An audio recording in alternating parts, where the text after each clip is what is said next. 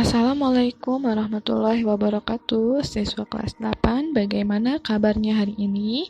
Hari ini kita akan membahas tentang pengaruh kebijakan kerja paksa. Sekarang coba kalian perhatikan gambar berikut ini. Lihat di situ gambar orang-orang sedang bekerja. Nah, coba apa yang mereka kerjakan? Nah, bagaimana perasaanmu melihat gambar tersebut? Ya, betul. Gambar yang kalian amati tadi itu adalah gambar rakyat Indonesia yang sedang melakukan kerja paksa atau rodi.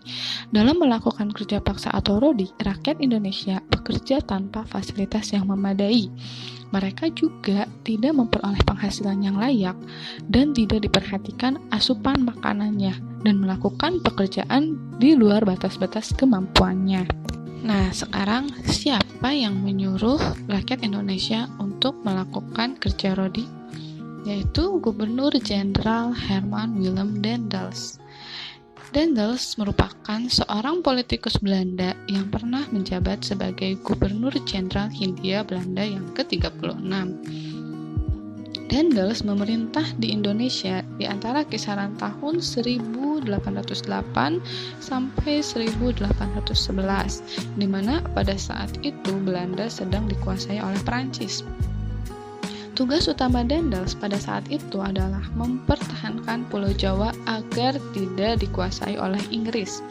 Dan Daendels membuat kebijakan kerja rodi dan berbagai kebijakan-kebijakan lainnya yang menyengsarakan rakyat Indonesia. Berikut ini adalah proyek kerja rodi di Indonesia. Yang pertama, pembangunan pabrik senjata.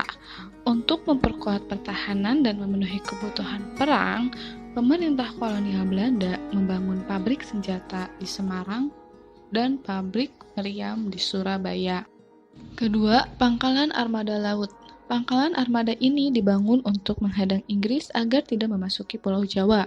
Untuk itu dibuatlah pangkalan armada di ujung kulon. Pembangunan pangkalan armada dimulai tahun 1808 dengan permintaan Daendels kepada Sultan Banten agar menyediakan 1.000 orang untuk kerja rodi, membangun pangkalan armada. Ketika pelaksanaan pembangunan pangkalan, banyak para pekerja yang sakit dan meninggal. Yang ketiga, pembangunan Jalan Anyer Panarukan. Anyer Panarukan dibangun 200 tahun yang lalu oleh pemerintah Gubernur Jenderal Daendels yang merupakan bagian dari Republik Batav, Perancis. Jalur tersebut memanjang lebih dari 1.000 km dari Cilegon, Banten, Jakarta, Bogor, Bandung, Cirebon, Semarang, Pati, Surabaya, Probolinggo, hingga Panarukan, Jawa Timur. Jalan tersebut dibangun dengan tujuan utama untuk kepentingan militer pemerintah kolonial. Dalam perkembangannya, jalan tersebut menjadi sarana transportasi pemerintahan dan mengangkut berbagai hasil bumi. Pembangunan Jalan Anyer Panarukan sebagian besar dilakukan oleh tenaga manusia. Puluhan ribu penduduk dikerahkan untuk membangun jalan tersebut. Rakyat Indonesia dipaksa Belanda untuk membangun jalan. Mereka tidak digaji dan tidak menerima makanan yang layak. Akibatnya ribuan penduduk meninggal, baik karena kelaparan maupun penyakit yang diderita. Proyek yang keempat adalah pembangunan benteng pertahanan Mr. Cornelis.